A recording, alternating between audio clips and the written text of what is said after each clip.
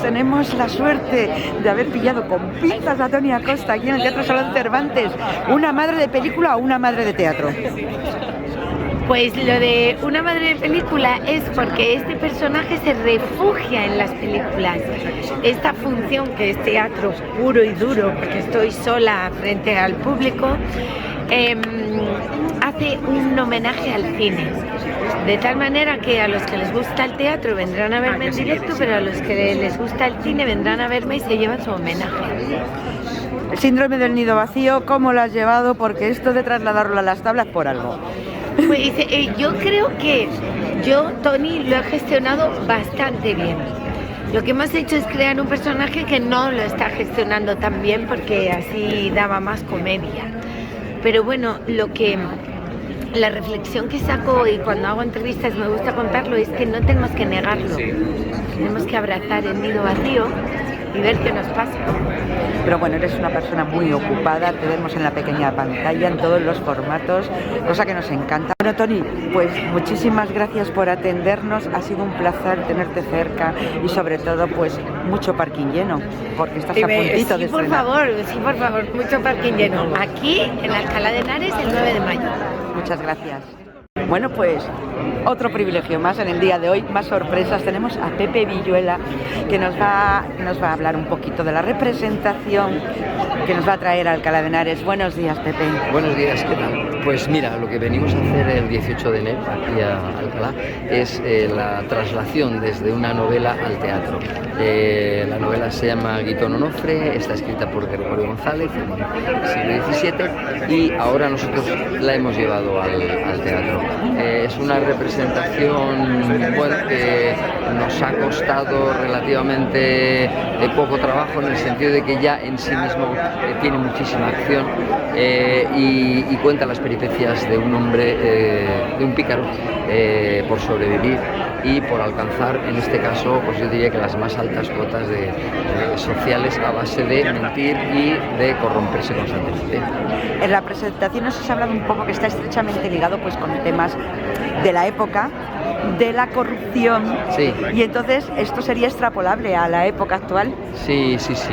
La picaresca en España, bueno, yo creo que es algo que aunque literariamente lo hayamos utilizado nosotros para enriquecer nuestro acervo y nuestra historia literaria, es consustancial con el ser humano. El ser humano, cuando tiene necesidad de sobrevivir, pues, agudiza el ingenio y se convierte lamentablemente muchas veces en alguien pues con problemas de conducta.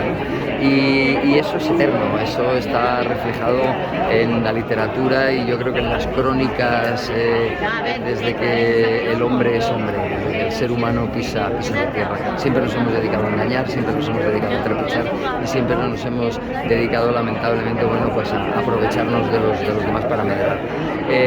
Lo que ocurre es que la novela picaresca ha recogido esto y lo ha convertido en algo relativamente divertido, es decir, ha introducido el humor en estos hechos y lo ha hecho, no sé si más digerible, pero al menos nos permite mirarnos al espejo con un poco menos de vergüenza, ¿no? El de observar en estos guitones, en estos pícaros, en cierto modo también muchas veces a víctimas de las circunstancias. No se trata de disculpar la corrupción, pero sí quizá de intentar entenderla y de aplicarle el humor para soportarla un poco mejor. Eres una persona además involucrada en actividades solidarias. Bueno, yo creo que sencillamente lo que hago es estar abierto a lo que ocurre y cuando estás abierto a lo que ocurre es muy difícil permanecer impasible, ¿no? Y no reaccionar ante las cosas que pasan. Si uno intenta estar conectado o en relación con el mundo en el que vive, inevitablemente reacciona ante las cosas que le gustan y que no le gustan. Si eso es estar implicado socialmente, pues supongo que sí lo soy, pero yo creo que todos en mayor o menor medida inevitablemente lo estamos. Somos seres de nuestro tiempo y por lo tanto lo que ocurre nos afecta. Yo siempre te he recordado cuando en tus comienzos como mimo que además yo sufría muchísimo porque es que te pegabas unas leches tremendas. ¿Sigues cultivando un poquito esa faceta con la que comenzaste? Sí, no he podido abandonar nunca, al contrario, yo creo que ese payaso que empecé interpretando hace ya 30 y tantos años, no solamente no lo he abandonado ni me ha abandonado, sino que ha ido ocupando cada vez más espacio en mí mismo.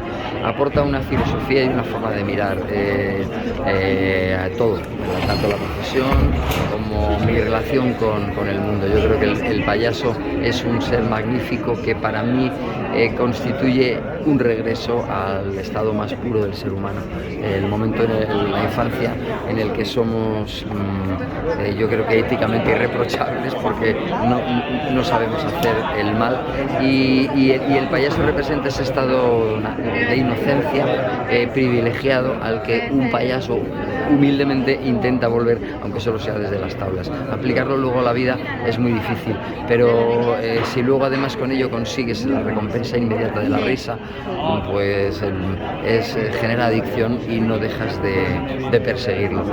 Sí, sigo con el payaso y yo creo que a medida que vayan pasando los años, que ya tengo unos cuantos, todavía iré incrementando mi presencia escénica con el payaso. Pues Pepe, muchísimas gracias por atendernos, por ser tan amable y sobre todo por tener ese carisma tan importante a la hora de trasladarnos al público. Muchas gracias, un placer y ya sabéis dónde estoy para lo que queráis. Gracias. Bueno, pues tenemos la tremenda suerte también de entrevistar en el día de hoy a Juan Valderrama. Buenos días, Juan. ¿Qué tal? Encantado, buenos días. Me ha encantado el regalo que nos has hecho interpretándonos un pequeño popurrí de lo que va a ser tu espectáculo de copla. Sí. Amplíanos un poquito más para los lectores del Alcalá hoy. Realmente yo soy un hijo de la copla, ya sabéis dónde he nacido, ya sabéis de dónde vengo. Y de alguna manera he tenido el privilegio de conocer de puertas para adentro a esos grandes artistas que hoy son mitos, muchos de ellos, ¿no? Es un legado que hay que compartirlo. Siempre me han pedido, cuando me han escuchado hablar y contar, mis amigos sobre todo, Juan, ¿por qué no lo cuentas? Escribe un libro. No, un libro no, pero un espectáculo donde de alguna manera contemos quién habitaba detrás de esas canciones maravillosas, quiénes eran realmente, cómo era el ser humano que estaba detrás del artista, cómo era su lucha, sus miedos, su día a día, cómo nacieron esas canciones que siguen hoy tan de moda como ayer. Todo eso habla, de todo eso habla el espectáculo, de todo eso quiero contar. Y luego pues estar acompañado de músicos de talla mundial, son Daniel Noel, trabajo, Pablo Suárez en el piano y Rubén Lebaniego en la guitarra. Son 3, pero parecen 30, o sea, es algo...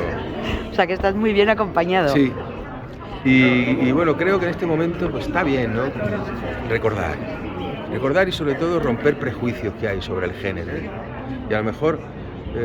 posicionar a los autores como lo que fueron, que eran grandes genios de la literatura y de la poesía. Algunos de ellos, como Rafael de León, posiblemente un poeta del 27 no reconocido. Y así recordamos un poco pues, a nuestros antepasados, a nuestras madres, a nuestras titas, a nuestras abuelas, su época. Y además es que de casta le viene al galgo. Sí, claro, hombre. Hijo del gran Juan Valderrama y la gran Dolores. Por eso te digo que yo, por donde he nacido, tengo una ventaja, y es que yo he conocido ese género de una manera privilegiada, de primera mano. Y no todos son luces ni relumbrones, también hubo muchas sombras y muchas dificultades y mucho olvido en torno a los artistas de la copla, mucha injusticia. Y con todo eso he elaborado un texto, un espectáculo y un repertorio, y eso es lo que voy a ofrecer.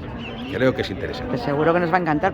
Además, por otro lado, tus padres que han actuado muchísimas veces aquí en Alcalá de Henares, pero además yo creo que fueron los primeros Pimpinela. Bueno, sí. Con el flamenco es lo yeye. Yo recuerdo que además sí, esa canción me llama la atención porque... Vamos a tener, a Porfía se llamaba, ¿no? Eso, a Porfía. Yo es que me he quedado con el estribillo. A Porfía, sí, bueno, mis padres fueron una pareja artística queridísima y es verdad que sus peleas en broma, todo lo que crearon, un género que luego han seguido otros y bueno, pues es un orgullo, ¿no? Pertenecer a a esa estirpe artística y bueno, pues me tocó, es una suerte. Pues te doy las gracias por atendernos, Juan, y sobre todo, bueno, disfrutaremos muchísimo, me gusta muchísimo tu voz, es muy personal, y vendremos a disfrutarlo, como no. Qué bien, muchas gracias. Gracias, Juan. Gracias.